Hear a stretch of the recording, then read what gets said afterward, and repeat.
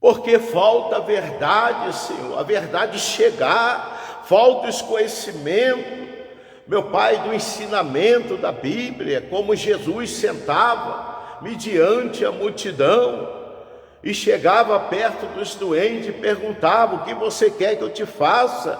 Senhor, que eu enxergue, Senhor, que eu veja, Senhor, que eu fale, Senhor, que eu ande, Senhor, me levanta desse leito. Então Jesus falava: então pega a sua cama e anda, me segue. Ah, meu Deus, Lázaro estava morto, meu Pai. E a sua irmã, ela lamentou naquele momento: se o Senhor tivesse aqui, Jesus, meu irmão não teria morrido.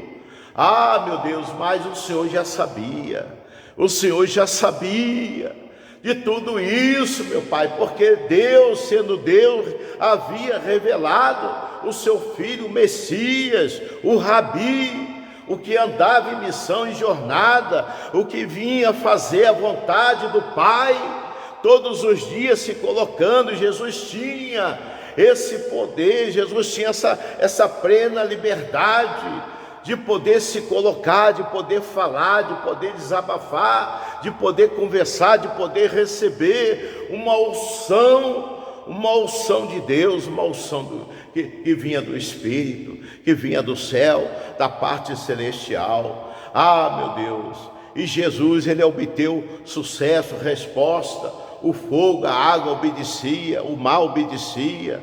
Tudo que Jesus decretava como maior profeta de todos os tempos, as coisas tinham que se mover, tinha que sair do seu lugar, tinha que dar andamento, as coisas funcionavam, meu Pai. E assim também nós estamos aqui com esse propósito, meu Pai. A fé não morreu, a fé não se acabou e não vai se acabar. Não deixe ela morrer, Senhor, que nós possamos não ser soberbo acima de tudo, acima de todos, mas que nós venhamos fazer um exame de consciência, poder se mergulhar diante do teu reino, a tua justiça, poder buscá-lo do Senhor constantemente, sem olhar nada, sem olhar ninguém. Porque se nós deixamos de focar no Senhor, olhar as demais coisas da vida, a luta, as perseguições, as tribulações, o tamanho da doença, meu Pai, a gente vamos ficar de lado. Ah, meu Pai, não tem como a gente recebê-lo, vir recebê-lo, o decreto das bênçãos que o Senhor tem, para poder descer sobre a nossa vida, para que nós venhamos recebê-lo e tomá-lo posse. Sabemos que assim como o Senhor Jesus andou no deserto, chamando, pregoando, falando, conversando, ensinando, meu Pai, fazendo pescador de peixe, largar a sua função, o seu andamento, a sua profissão, e vir ser pescador de alma, obedecendo, seguindo a Ti, meu Pai. Nós sabemos que no dia de hoje também tem sido da mesma forma, meu Pai. O Senhor tem chamado, feito convenção, uma convenção nacional, internacional, nos países, nos continentes, diante da raça humana. Não importa, meu Pai, quando a voz do Senhor chega, é a palavra profética, o teu Espírito, meu Pai, que comove os corações, meu Pai, que faz conquista, faz chamado, faz convenção, faz as coisas acontecer através do homem, através do pecador. Quando ele chega, que se arrepende, que renuncia, que levante a sua mão diante do reino, a justiça, que venha fazer uma aliança, venha se colocar, meu Pai, buscando o teu reino, buscando, meu Deus, pela fé, andando pela fé, fazendo as coisas pela fé, sem poder enxergar, sem poder ver, sem poder saber, vim conhecer, porque a Bíblia fala que a fé é fundamento das coisas, meu Pai, que não se vê, meu Pai, mas é fundamento das coisas, que nós possamos focar, que nós possamos ouvir, que nós possamos entendê-lo, meu Pai, para receber a presença do Senhor, meu Pai, para que nós possamos estar em paz, estar em comunhão, buscando essa liberdade, buscando essa força onde não tem força, buscando aquilo que não existe. Meu Pai, que venha existir, que possa vir existir na nossa vida, mas que o sonho não fica só em sonho, meu Pai, mas que seja uma verdade, uma realidade diante do teu reino, da tua justiça, que o Senhor possa modelar, que o Senhor possa, nesse for o caso, meu Pai, de poder, o vaso já está arrebentado, já está acabado, já está consumado, tem pessoas que não aguentam mais viver, está pedindo a morte, mas a Bíblia fala que o suicida, que se acovarda diante do teu reino, tua justiça, pessoas que quer se matar, tem um desejo, um sonho de se matar, que o suicida não terá parte no reino do Senhor, meu Pai, porque está se acovardando, meu Pai. Tantas pessoas aí em cima de um leito do hospital, sendo vítima de um câncer, está dependente do oxigênio, de uma máquina de oxigênio, e nós estamos aqui com saúde, com disposição, com toda a fé, com todo o vigor, meu Pai, como a imagem, a tua semelhança, e muitas vezes vem a luta, vem um fracasso, meu Pai, mas tudo isso é permitido pelo Senhor, meu Pai. Igual Jó foi um homem de bem com a vida, de bem com uma sociedade, mediante os amigos, tinha a maior fazenda de todos os tempos, a maior riqueza, a maior economia. Jó tinha uma família imensa, tinha os melhores amigos. Ah, meu Deus, mas o Senhor permitiu o diabo olhando e vendo o maior inimigo de Deus, do Senhor, de Jó, chegando perto do Senhor Deus, e lamentou, queixou. Eu sei porque Jó é fiel, submisso, eu sei porque Jó tem tudo. Porque achou que Jó, quando estava lá no auge, estava com tudo, que Jó ele pudesse, no meio disso tudo, no meio da tribulação, que Jó viesse perder tudo. E Deus olhando, Deus vendo como o inimigo estava agindo, como o inimigo havia agido, havia pensado, imaginado de Jó, que Jó só estava daquele jeito porque Deus dava a ele o suporte. Jó foi um abençoado porque Deus estava com ele ali na abundância, mas Deus, ele olhando, ele vendo, ele permitiu que o diabo não tocasse na alma, mas tocasse na carne, no corpo.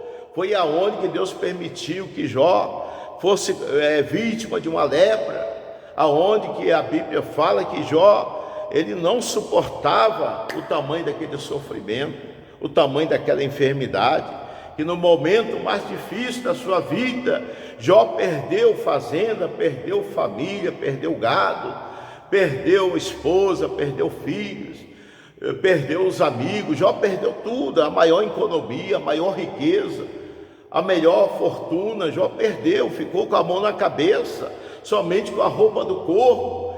E no momento daquele, mas Jó, ele se perguntava a Deus, até Jó perguntou: isso não é pecado, a gente poder se colocar diante de Deus? É como nós, Deus, quando vem luta, vem os problemas, por que está acontecendo isso, Pai? Por que está acontecendo aquilo? Por que veio acontecer? De eu ficar doente, de eu ficar enfermo, de eu ficar macumbado, enfeitiçado, o olho poder ter me afetado a minha vida, o romance, na vida do romance, do casamento, do descaso, da vida individual, pessoal, vida familiar. Por que, Deus, está acontecendo essa luta, essa perseguição do diabo na minha vida? Eu não consigo se levantar a minha cabeça, eu não consigo erguer, eu não consigo caminhar, é como eu tivesse morto, estou aqui adormecido, imóvel. Ah, meu Deus, por que tudo isso? Mas no final de tudo, Deus, ele fala que Deus enviou o Filho dele como unigênito, que Deus enviou o Filho dele como unigênito. Jesus foi o último, o único que lançou a sua vida, lançou a sua alma, lançou o seu sacrifício ali no monte, no vale, sem comer, sem beber, desfalecido. Jesus resistiu o diabo, venceu os principados, venceu o inferno. Jesus, ele sendo filho de Deus, ele foi resistente, mas Jesus podia não vir resistir, porque Jesus era movido de carne e osso, de sentimentos. Mas Jesus, ele foi filho de Deus, ele veio resistir, porque o diabo, ele queria ocupar o reino, a justiça de Deus. Ele perdeu, ele foi expulso, ele foi derrubado. Adão e Eva, Deus formou os dois, colocou no jardim do Éden, decretou: vem cá, não coma desse fruto, dessa árvore. Mas não teve como, esse tempo se passou, a Eva foi lá e comeu, logo, imediatamente, Adão foi lá e comeu. Então, depois que ele comeu, não teve como, não teve jeito, havia pecado, perdeu o jardim, foi expulso, ele ficou com a mão na cabeça. Então, também, somos nós, Jesus também, ele foi atentado, mas Deus envergonhou. A partir do momento que o diabo desobedeceu a Deus, foi expulso, Adão e Eva também foi expulsa. Então houve esse passado aí, mas Deus levantou um que jamais pudesse vir cometer erro, falha, diante o reino, a justiça de Deus. Jesus, ele não negou a fé, ele foi colocado de pé, ele teve fome, teve sede, ele resistiu o diabo, venceu o descaso, venceu a humilhação, foi rejeitado pela sociedade. O pessoal falava do Filho de Deus. Jamais Jesus fez algum mal. O que Jesus fez? Eu pergunto nessa manhã, o que o Filho de Deus fez para poder chegar onde ele chegou? Ele não fez nada de errado. E é como um advogado diante um juiz, diante um promotor de justiça. Então é julgado as causas, e as causas foi julgado. Jesus foi morto, foi pegado pelo governo Pilatos e decretado que Jesus fosse levado até aquele vale, e Jesus derramasse ali o seu sangue, aonde a sua carne foi sacrificada. E depois daquilo tudo ali, no último momento, Jesus olhando, vendo, Jesus falou: Pai, perdoa que não sabe o que faz. Jesus teve essa capacidade de perdoar o seu maior inimigo, os seus inimigos que estavam ali, pegando ele, pegou aquele corpo, colocou sobre aquela cruz, e ali pôde ter pregado ele sobre aquela cruz. E depois de tudo, para resumir, ele estava ali de cima, pendurado diante aquela multidão. É como fosse a lei do passado, aonde que as pessoas pecavam, era pegado e colocado preso na praça pública, aonde que as pessoas apedrejavam. Era lei. Mas a partir daquele momento, Jesus estava sendo julgado, porque era lei, tinha que acontecer. Mas no último momento, Jesus não foi possuído de ódio, de raiva, de rancor, porque senão o Espírito Santo não podia vir suportar o tamanho dessa dor, o tamanho desse sofrimento. Ele não podia herdar o reino depois de morto, ele não podia vir herdar o reino de Deus, a justiça de Deus. Mas Jesus falou em vida ainda, o último momento da sua fala: Pai, perdoa que não sabe o que faz. Pai, perdoa meus inimigos, faça de mim esse cálice. Hoje mesmo eu colocarei o meu espírito na palma das tuas mãos. O Espírito de Deus foi colocado na mão de Deus. E a partir desse momento, Jesus foi descansar. Jesus, depois de 3 dias morto, quando pegaram aquele corpo, colocaram ele no sepulcro, e Jesus foi sepultado ali, naquela cova, e aonde que o governo decretou que os soldados romanos fizessem aquela guarda com mais pessoas. Era uma multidão de pessoas. Foi no cair da noite, no cair da tarde, que as pessoas no sono profundo, foi quando Jesus veio, num piscar de olhos, levou Jesus. Jesus subiu até o céu, foi ressuscitado. Jesus pôde ter ressuscitado diante aquela situação. Depois Jesus, ele desceu e veio comprovar para os discípulos, apóstolos, as pessoas: pode tocar em mim. Jesus desceu o Espírito, desceu em corpo e mandou que as pessoas tocassem ali onde ele foi pregado, ali naquela ferida. A ferida estava marcada ali, a coxa, aonde ele foi pregado, estava marcada a sua mão, como o maior documento comprovando diante os cientistas, diante os estudiosos, que todo mundo sabe que Jesus subiu. Amém?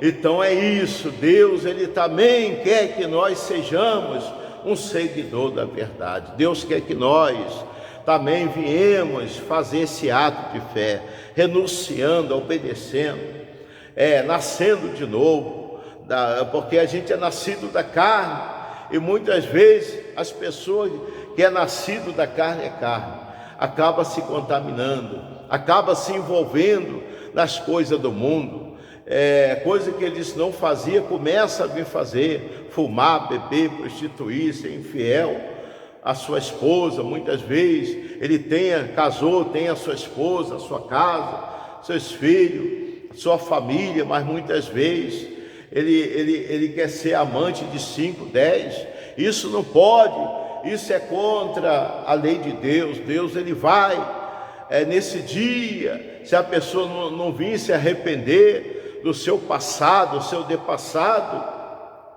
a Bíblia fala que vai ser lançado maldita, vai ser lançado no fogo eterno e consumidor, que jamais vai se apagar, junto com os principados.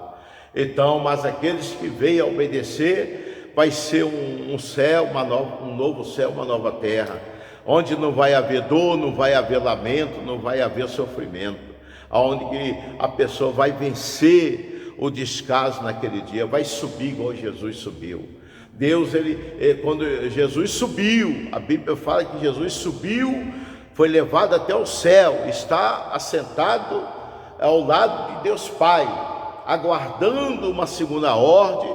Quando Deus mandar, que Deus decretá-lo, vai vir levar um povo lavado e remido pelo sangue dele, vai vir levar a sua noiva. A noiva de Deus somos nós, é a igreja, é o povo de Deus, que renunciou, que aceitou, que obedeceu, que anda na luz, que está por cima, não por baixo, que é a cabeça, não cauda. São pessoas que comem do melhor, calça do melhor, desfruta do melhor dessa terra, porque nós somos filhos de Deus, filhos da promessa. Os filhos do diabo estão aí, tem o melhor carro, o melhor conforto, a melhor vida, faz de tudo, e muitas vezes nós somos filhos de Deus, estamos aí de cabeça baixa, desfalecido. Por quê? Porque Deus não gosta que nós venhamos se acovardá-lo. Deus quer gente valente. O valente é aqueles que pagam o valor, que pagam o preço no altar de Deus, ou seja, na sua casa, no momento como esse, jejuando, se colocando dentro da Bíblia, fazendo uma coligação do reino, andando na luz, na comunhão, na santidade, renunciando o pecado, negando as coisas do diabo, porque o diabo, quando ele vem em forma de luz, enganando os santos, enganando os fiéis, os profetas, pastor, bispo, missionário. Então nós temos que ter essa fé, para que o Espírito de Deus esteja sobre nós, porque quem dá força, quem dá ânimo, não é nós, porque nós não somos nada. Quem dá força a nós é quando nós andamos na luz, andamos na guia de Deus, andamos no estatuto, na lei, na misericórdia. Lei não, porque não estamos pela lei, estamos pela graça. Quando nós andamos debaixo da mão de Deus pela graça, e viemos reconhecer e saber que só o Senhor, Filho de Deus, realmente Deus, ele vem investindo. Deus, ele vem com o maior investimento de todos os tempos, para que nós possamos e viemos ser uma bênção